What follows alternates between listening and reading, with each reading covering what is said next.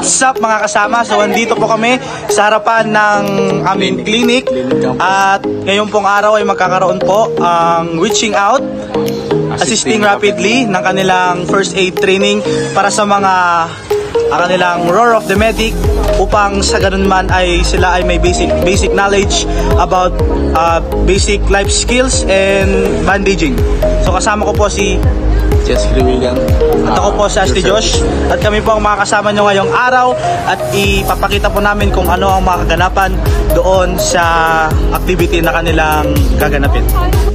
At ngayon po ay kasama po natin ang isa sa mga officers and proponent ng kanilang gagawing activity. Ito po si Mr. Kennedy Jan de la Cruz. So, sir, ano po ang importance ng activity na ito para sa mga estudyante? Kinandak namin tong seminar na to para magkaroon ng kaalaman yung ibang estudyante kung paano ba ginagawa yung BLS and first aid para mabigyan kayo ng kaalaman at maging safe ang ating school.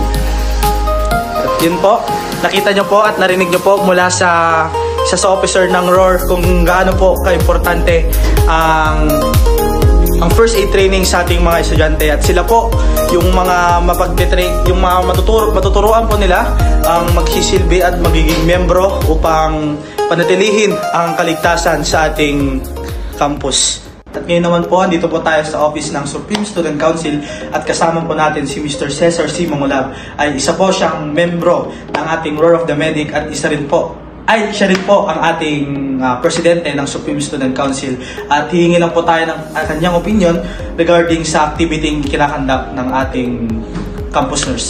So, Mr. Pres, bilang isang membro ng Roar of the Medic at presidente na rin ng Supreme Student Council sa ating paralan, paano mo po may papakita ang suporta sa pagdaos ng activity na to? Good morning, AG, and good morning po those currently watching this video.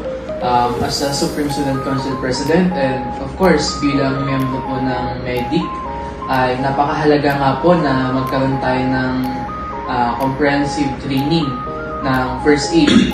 Dahil nga po bilang miyembro po ng MEDIC, masasabi ko po na hindi lang po pwedeng kasali lang tayo dito, nakatala lang ang ating pangalan upang masabing tayo membro. Ang training na to ay purpose nito upang magkaroon tayo ng kaalaman before, during, and after sa mga nire-respondehan natin. And yun nga, the purpose ng comprehensive training na to ay matuto ang ating mga miyembro at opisyalis pa ng medics natin.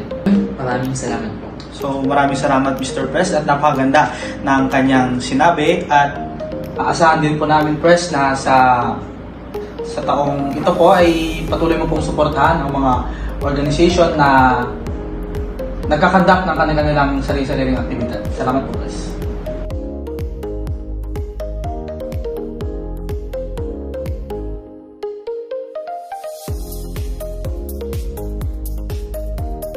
Na mga students, but actually, for the information siguro ng iba, hindi sila nandun para lang magchikahan, magkwentohan, of course, magpalami. Sir, are you okay? Let's check the air. Paano ka mag-check? Saan? Paano yung kamay? Paano yung kamay? Pinggirin mo. Nag-pass. Tapos, paano yung pass? Yan.